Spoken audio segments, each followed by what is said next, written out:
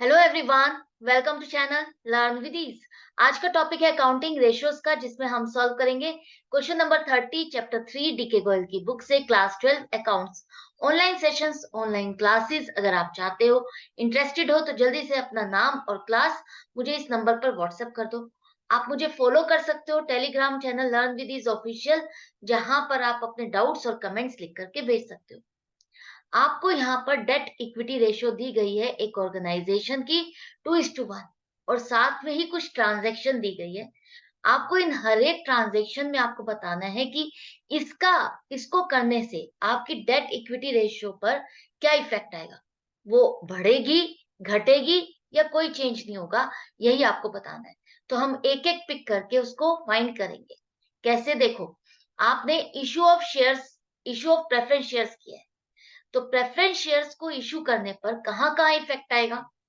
एक तो आपकी कैश में इंक्रीज होगा। प्रेफरेंस शेयर्स को आप इश्यू करते हो तो पैसा आता है बैंक में, पैसा आएगा तो आपकी करंट एसेट इंक्रीज होगी। दूसरा, आपकी शेयर कैपिटल इंक्रीज होती है। शेयर्स इश्यू करते हैं तो हमारे पास पैसा जो आता है वो शेयर्स का, वो एक तरह से कैपिटल होती है, जिसे हम शेयर कैपिटल कहते हैं। और शेयर कैपिटल आपका शेयर होल्डर्स फंड का पार्ट है, तो शेयर होल्डर्स फंड में इंक्रीज होगा। तो आपकी डेट इक्विटी रेशियो के लिए जो आपको लॉन्ग टर्म डेट और शेयर होल्डर्स फंड चाहिए, इसमें से देखो आपकी किस चीज में इफेक्ट आ रहा है। करंट एसेट से आपकी लॉन्ग टर्म डेट या शेयर होल्डर फंड्स में कोई भी चेंज नहीं आएगा।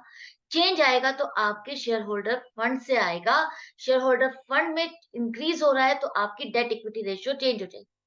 अब मान लेते हैं यहाँ पर आपकी डेट इक्विटी रेशियो 2:1 है। तो इसका मतलब क्या है, आपकी लॉन्ग टर्म बोरोइंग्स दो गुनी है, दुगनी है, ट्वाइस है आपकी इक्विटी से, शेयर होल्डर फंड से। तो मान लेते हैं आपकी डेट है 2 लाख और शेयर होल्डर्स फंड है 1 लाख। 1 लाख है तो दुगने हो गए आपकी बोरोइंग्स। और मान लेते हैं आपने जो शेयर्स इश्यू किए हैं प्रेफरेंस शेयर्स, वो 50,000 के हैं। 50,000 के प्रेफरेंस शेयर्स इशू करने से आपके शेयर होल्डर फंड में इंक्रीज हो गया 50,000 से। तो डेट तो आपके 2 लाख ही है, शेयर होल्डर फंड 1.5 लाख का हो गया। तो अब आपकी डेट इक्विटी रेशियो चेंज हो जाएगी। चेंज क्या आएगा, वो आपकी पहले से डिक्रीज हो गई। यहाँ पर इसको आप डिवाइजर मानोगे, 1.5 लाख से इसको डिवाइड करो तो 1.33:1 आ गए। जो कि पहले 2:1 थी, अब आपकी ये डिक्रीज हो गई। डिक्रीज हो गई तो आपकी डेट इक्विटी रेशियो अच्छी हो गई है, साउंड हो गई है। जितनी आपकी शेयर होल्डर्स फंड में इंक्रीज आता है, आपकी ऑर्गेनाइजेशन में जितना प्रोपोर्शन इनका बैलेंस्ड रहता है, इक्वल रहता है, या थोड़ा सा कम ज्यादा होता है, तो आपकी ऑर्गेनाइजेशन की long term financial position sound मानी जाती है। 2:1 आइडल रेशियो तो है, लेकिन ये बहुत रिस्की है, जहां पर आपकी organisation maximum long term borrowings पर बेस्ड है। आपकी एसेट्स, आपका जो बिजनेस चल रहा है, वो यही माना जा रहा है कि लॉन्ग टर्म बोरोइंग्स जो आपने ले रखा है, बाहर से जो पैसा आपने लिया हुआ है, उसी के बेस पे चल रहा है, जो कि रिस्की है, लॉन्ग टर्म तक नहीं चल सकता। नेक्स्ट केस है आपका buyback of its own shares by a company. अब इसका पहले तो मतलब समझो, इसका मतलब क्या है। जब कंपनी अपने जो शेयर होल्डर को जो आपने इश्यू किए हैं, उनसे वो शेयर्स वापस खरीदती है, मतलब कि एक तरह से हम उन शेयर होल्डर्स को उनका पैसा वापस कर रहे हैं और अपने शेयर्स वापस ले रहे हैं। तो इस केस में क्या होगा, आप अगर पैसा उनको दे रहे हैं, अगर आप उन शेयर होल्डर का जो पैसा आपने लिया, अब आप उनको रिटर्न कर रहे हो, तो क्या होगा, पैसा जाएगा तो कैश डिक्रीज होगा, और शेयर्स जो पहले जितने थे उससे कम हो जाएंगे, क्योंकि एक तरह से वो शेयर्स क्या है, आप अगर वापस दे रहे हो पैसा तो वो शेयर्स खत्म हो रहे हैं। तो शेयर्स खत्म हो रहे हैं तो आपकी शेयर कैपिटल भी उस हिसाब से कम हो जाएगी। जब आप अपने ही चीज को वापस ले रहे हो, शेयर होल्डर को आप उनका पैसा वापस दे करके अपने शेयर वापस ले रहे हो, तो शेयर कैपिटल डिक्रीज हो गई और शेयर होल्डर्स फंड भी डिक्रीज हो गया।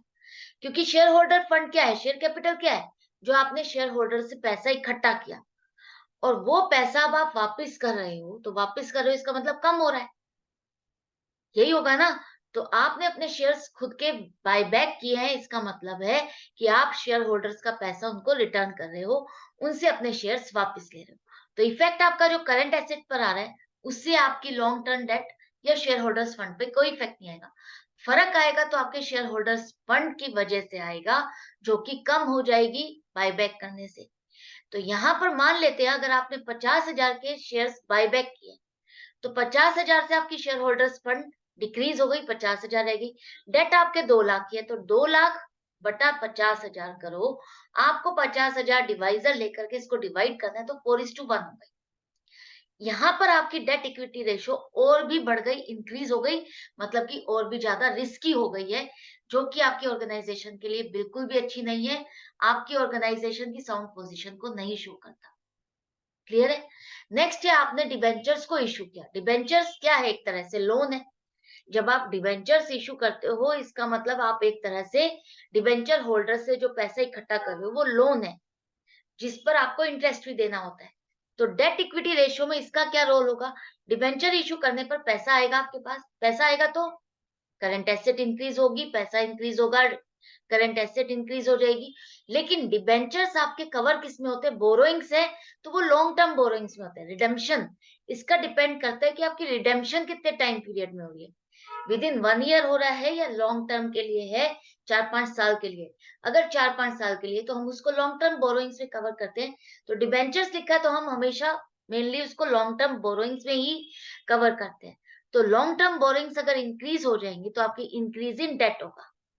अब इंक्रीज इन डेट है तो आपकी डेट इक्विटी रेशियो में डेफिनेटली चेंज आ जाएगा। क्यों? क्योंकि मान लो अगर आपने डिबेंचर्स इशू किए 50,000, तो आपकी डेट इंक्रीज हो गई 50,000 से 2.5 लाख हो गई, और शेयर होल्डर्स फंड तो 1 लाख ही है। अब आपकी डेट इक्विटी रेशियो पहले से बढ़ गई 2.5:1, जो कि पहले ही काफी रिस्की है, ये बढ़ने से और भी ज्यादा रिस्की हो गई, इंक्रीज हो गई। नेक्स्ट है अब आपकी repayment of bank loan. Repayment of bank loan का क्या मतलब है? जब आपने जो बैंक लोन लिया है उसका आप पेमेंट कर रहे हो, उसका आप रिटर्न कर रहे हो, तो उस केस में क्या होगा? आप पैसा दे रहे हो तो कैश वापस जा रहा है, तो कैश डिक्रीज हो रहा है, करंट एसेट भी डिक्रीज हो जाएगी। लॉन्ग टर्म बोरोइंग्स आपकी कम हो जाएगी जब आप किसी लोन को पे कर रहे हो। बैंक लोन आपका हमेशा लॉन्ग टर्म बोरोइंग से कवर होता है। तो जब आप बैंक लोन की पेमेंट कर रहे हो, वापस कर रहे हो, तो आपकी जो बोरोइंग्स थी, जितने भी लोन्स एंड एडवांसेस थे, वो घट गए तो आपके डेट्स भी डिक्रीज हो गए। अब मान लेते हैं 50,000 का आपने बैंक लोन वापस किया है, रिटर्न किया, रीपे किया है, आपका ये लोन की अमाउंट खत्म हो गई। तो यहाँ पर क्या चेंज आएगा? आपके डेट्स 2 लाख से 1.5 लाख रह गए, शेयर होल्डर्स फंड 1 लाख ही है। तो अब यहाँ पर आपकी डेट इक्विटी रेशियो इंप्रूव हो गई है। यहाँ पर पहले से इंप्रूव क्यों कह रहे हैं? क्योंकि 2:1 आपकी रिस्की रेशियो है। जितनी आप लोअर साइड पे जाओगे, उतना आपके लिए अच्छा रहेगा, आपकी ऑर्गेनाइजेशन के लिए अच्छा रहेगा। जहां पर आपकी इक्विटी और डेट सेम पर आ जाए, सेम प्रोपोर्शन पे आ जाए, या कम ज्यादा थोड़ी सी हो, तो आपकी बेस्ट ऑप्शन मानी जाती है, बेस्ट प्रोपोर्शन माना जाता है। लेकिन आइडल रेशियो हमेशा डेट इक्विटी रेशियो की हर जगह पे मेंशन है 2:1, जो कि हाईली रिस्की है। तो 1.5:1 आपकी डेट इक्विटी रेशियो हो गई है। ये आपकी क्या शो कर रही है? आपकी डिक्रीज हो गई डेट इक्विटी रेशियो, जो पहले थी, इस ट्रांजैक्शन को करने से आपकी डेट इक्विटी रेशियो डिक्रीज हो जाएगी, कम हो जाएगी। क्लियर है? नेक्स्ट है, आपने यहाँ पर बहुत ध्यान से समझना, आपने नॉन करंट एसेट कौन सी होती है? फिक्स्ड एसेट्स, या जो एसेट्स आपकी लॉन्ग टर्म चलने वाली है, जिनको विद इन 12 मंथ्स में आपको रियलाइज नहीं करना, वो आपकी नॉन करंट एसेट्स में कवर होती है। यही है ना? अब आपने उनमें से किसी एसेट को बेचा एट पार का मतलब है जो जिस कॉस्ट पे आपने खरीदा था, उसी कॉस्ट पे आपने उसको बेच दिया। उसी कॉस्ट पर अगर आपने बेच दिया, तो ना तो आपको प्रॉफिट हुआ, ना ही लॉस हुआ। तो अब इससे हुआ क्या? कहाँ चेंज आया? आपने अगर एसेट को बेचा तो पैसा आया तो आपकी करंट एसेट में इंक्रीज हुआ। लेकिन यहाँ पर एसेट आपकी डिक्रीज हो गई। एसेट डिक्रीज हुई तो नॉन करंट एसेट भी आपकी डिक्रीज हो जाएगी। नॉन करंट एसेट बेच रहे हो तो नॉन करंट एसेट ही आपकी कम होगी। अब यहाँ पर देखा जाए तो आपकी करंट एसेट और नॉन करंट एसेट के चेंजेस से आपके यहाँ पर डेट इक्विटी रेशियो में कोई चेंज नहीं आ रहा। आप सोच रहे हो क्यों मैम? हमारा दूसरा फॉर्मूला भी तो लग सकता है, नेटवर्थ वाला। उसमें तो हम करंट एसेट्स को लेकर के ही कैलकुलेशन करते हैं, नॉन करंट एसेट्स को लेकर के कैलकुलेशन करते हैं, तो चेंज क्यों नहीं आएगा? चेंज इसलिए नहीं आएगा क्योंकि आपकी जो नेटवर्थ है उसमें हम कैसे कैलकुलेशन करते हैं? टोटल एसेट्स में क्या आता है आपका? करंट एसेट्स और नॉन करंट एसेट्स, यही आता है ना। तो total assets minus current liabilities minus non current liabilities, यही करते हो आप। तो यहाँ पर आपके पास क्या हो रहा है? आपकी एक करंट एसेट बढ़ रही है उतनी ही अमाउंट से, और उतनी ही अमाउंट से एक नॉन करंट एसेट डिक्रीज हो रही है। तो जो चेंज आ रहा है टोटल एसेट में ही चेंज हो रहा है। टोटल एसेट बढ़ भी रही है, घट भी रही है सेम अमाउंट से, तो टोटल एसेट में कोई भी चेंज नहीं आया। तो टोटल एसेट में कोई चेंज नहीं आया है, तो आपकी नेट वर्थ पे भी कोई चेंज नहीं आएगा। क्लियर है? तो आप ये मत सोचो कि ये चेंजेस हो रहे हैं तो आपका शेयर होल्डर फंड या इसमें चेंजेस आएंगे, बिल्कुल नहीं। एक एसेट बढ़ रही है, दूसरी एसेट घट रही है, तो कोई चेंज नहीं आएगा। आपकी यहाँ पर डेट इक्विटी रेशियो जो थी वही रहेगी, 2:1, नो अल्टर। ओके। अब यहाँ पर आपने नॉन करंट एसेट को बेचा। लास्ट वाले केस में हमने कॉस्ट पे बेचा था, जो हमारे कॉस्ट पड़ी थी जितने में हमने खरीदा था उतने में ही बेच दिया। लेकिन यहाँ पर हम उसे प्रॉफिट के साथ बेच रहे हैं।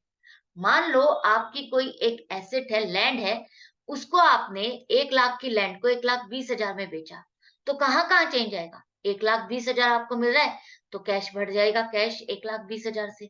और एसेट आपने बेची, कितने से बेची? 1 लाख रुपए वाली बेची है, तो 1 लाख रुपए से आपकी नॉन करंट एसेट डिक्रीज हो गई, कम हो गई। लेकिन जो 20,000 का जो है प्रॉफिट, उसको कहाँ दिखाओगे? वो प्रॉफिट अगर आ रहा है, वो प्रॉफिट आपका प्रॉफिट एंड लॉस अकाउंट में आप दिखाते हो। और प्रॉफिट एंड लॉस अकाउंट का बैलेंस आप कहाँ लेते हो? किसमें इंक्लूड करते हो? शेयर होल्डर्स फंड में। तो शेयर होल्डर्स फंड इंक्रीज हो जाएगा, आपका प्रॉफिट आ रहा है तो शेयर होल्डर्स फंड में इंक्रीज हो जाएगा, बढ़ जाएगा। क्लियर है? तो यहाँ पर जो अल्टीमेट इफेक्ट आ रहा है 20,000 का, वो आपको लेना है। यहाँ पर अगर आप नेटवर्थ के थ्रू भी देखते हो तो यहाँ पर देखो, आपकी करंट एसेट 1,20,000 से बढ़ी है और 1 लाख से कम हुई।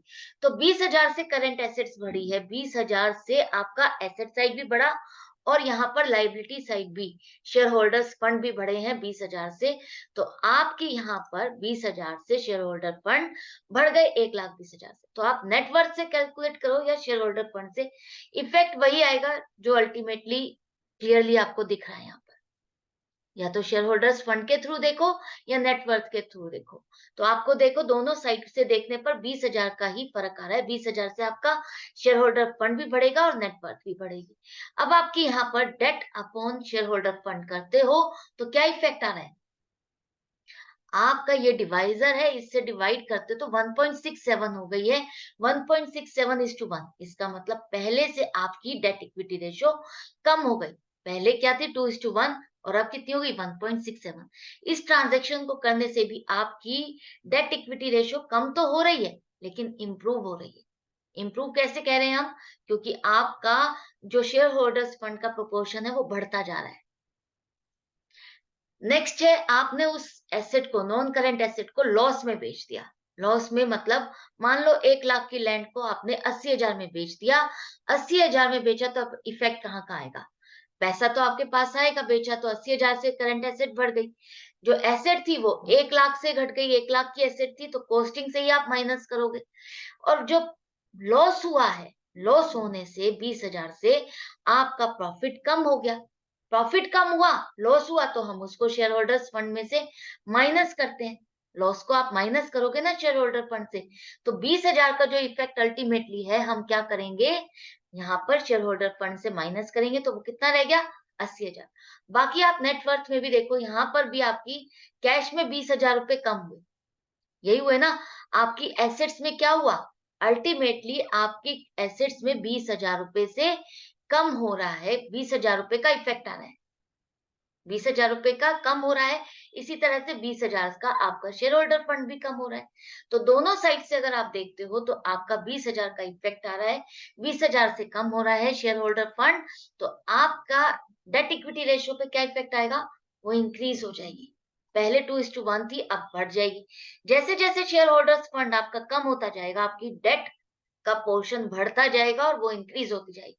इंक्रीज हो रही है तो ये हाईली रिस्क और होती जा रही है, हाईली रिस्की होती जा रही है। आपके ऑर्गेनाइजेशन की फाइनेंशियल पोजीशन साउंड और स्ट्रांग नहीं कहलाएगी।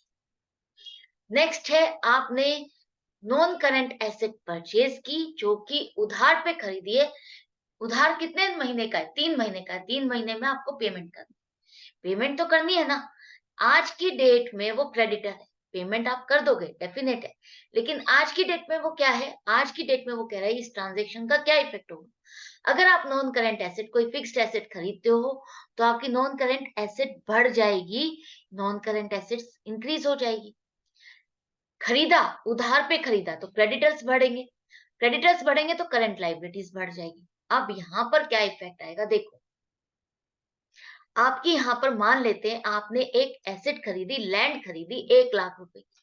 तो 1 लाख रुपए से आपकी टोटल एसेट पे भी फर्क आया, और यहाँ पर 1 लाख रुपए से करंट लायबिलिटीज माइनस करनी है। तो जितना प्लस किया उतना ही माइनस किया, तो नेटवर्थ पर तो कोई भी इफेक्ट नहीं आया ना, सेम ही रहा। यहाँ पर आपके लेकिन शेयर होल्डर्स फंड पे भी क्या इफेक्ट आ रहा है? बिल्कुल नहीं आ रहा, क्योंकि आपकी ना तो डेट पे इफेक्ट आ रहा है, ना ही शेयर होल्डर फंड पे इफेक्ट आ रहा है। करंट एसेट्स और current liability, sorry, non current assets आपकी बढ़ रही हैं, लेकिन उतना ही आपका करंट लाइबिलिटीज घट रही हैं। तो अगर आप नेटवर्थ के थ्रू भी देखते हो तो आपकी नेटवर्थ में कोई चेंज नहीं आएगा, शेयर होल्डर्स फंड में कोई चेंज नहीं आएगा। तो आपकी debt equity ratio as it is रहेगी, जैसी थी वैसी ही रहेगी, सेम रहेगी, 2:1, no alter in the debt equity ratio. I hope आप समझ पा रहे हो। जब हम नेटवर्थ के थ्रू भी देख रहे हैं इस फॉर्मूले को कैलकुलेट करने की, तो आप अच्छे से समझ पा रहे हो कि हम यहाँ पर नॉन करंट एसेट या करंट लाइबिलिटीज में अगर चेंजेस भी आ रहे हैं तो हम उसको क्यों नहीं ले रहे, क्योंकि वो उसी में ही चेंज आ रहा है, आपस में ही वो चेंज हो रहे हैं। एक प्लस हो रहा है, दूसरा माइनस हो रहा है, तो आपका यहाँ पर चेंज नहीं आ रहा, सेम अमाउंट से ही हो रहा है। क्लियर है? नेक्स्ट है आपकी यहाँ पर जो करंट एसेट्स हैं, आपने जो परचेज की, वो आपने एक लोन के थ्रू परचेज की, एक long term deferred payment basis पे ली, जिसको आपको धीरे धीरे पे करके खत्म करना है। तो धीरे धीरे पे करके खत्म करना है, इसका मतलब तो लॉन्ग टर्म हो गया। लॉन्ग टर्म लोन पर आपने एक एसेट को खरीदा, तो एसेट्स इंक्रीज हो गई, नॉन करंट एसेट इंक्रीज हो गई। इसी तरह से लॉन्ग टर्म बोरोइंग्स आपकी इंक्रीज हो जाएगी, इंक्रीज इन डेट हो जाएगा। मान लेते हैं एक लैंड खरीदी आपने 1 लाख की, 1 लाख की लैंड खरीदने से आपकी current asset, non current asset बढ़ी। इसी तरह से 1 लाख रुपए से आपकी लॉन्ग टर्म बोरोइंग्स भी बढ़ गई। लॉन्ग टर्म बोरोइंग्स बढ़ गई, तो आपकी यहाँ पर क्या क्या चेंज आया? डेट में इंक्रीज हो गया, 1 लाख रुपए से 3 लाख हो गए। और यहाँ पर आपकी यहाँ नॉन करंट एसेट 1 लाख से बढ़ी है, और 1 लाख से ही डेट भी इंक्रीज हुआ है। तो अगर नेटवर्थ के थ्रू देखते हो तो कोई भी चेंज नहीं आएगा। जितना इफेक्ट आपकी करंट वो टोटल एसेट्स पे आया है, उतना ही इफेक्ट जो आपको टोटल बोरोइंग्स माइनस करनी होती है उस पर भी आया है। तो माइनस करने पर भी उतना ही नेटवर्थ रहेगी जितनी थी। तो शेयर होल्डर्स फंड या नेटवर्थ पर आपका कोई इफेक्ट नहीं आया। फर्क आया तो आपकी डेट, जो आपको सिर्फ डेट लेनी है, वो आपका बढ़ गया है 1 लाख रुपए से, क्योंकि आपने ये जो लैंड खरीदी है वो उधार पर खरीदी है, लोन पर खरीदी है। तो 3 लाख हो गया, पहले से बढ़ करके आपकी डेट 3 लाख हो गई, और 1 लाख आपकी इक्विटी है। तो डेट इक्विटी रेशियो पहले से बढ़ करके 3:1 हो गई, जो कि इसकी है, खतरनाक है, आपकी फाइनेंशियल पोजीशन स्ट्रांग नहीं है। तो आई होप ये क्वेश्चन आपको अच्छे से समझ में आ गया किस तरह से अटेम्प्ट करना है। कंफ्यूजन होती है कि कैसे रिजल्ट निकाले, कंक्लूजन निकाले, तो आप फिगर्स का सहारा लेकर के कंक्लूजन तक पहुंच सकते हो, जैसे मैंने किया। आप उसी तरह से एग्जांपल्स को लेकर के सॉल्व करो, आप डेफिनेटली करेक्ट आंसर तक ही पहुंचोगे, रॉन्ग नहीं। मिलती हूँ नेक्स्ट वीडियो में नेक्स्ट क्वेश्चन के साथ। आई होप आपको अच्छा लग रहा है मेरे साथ सीखना, तो लाइक का बटन जरूर से प्रेस कर देना, और अभी तक चैनल को सब्सक्राइब नहीं किया तो चैनल को सब्सक्राइब कर लो। Goodbye and take care.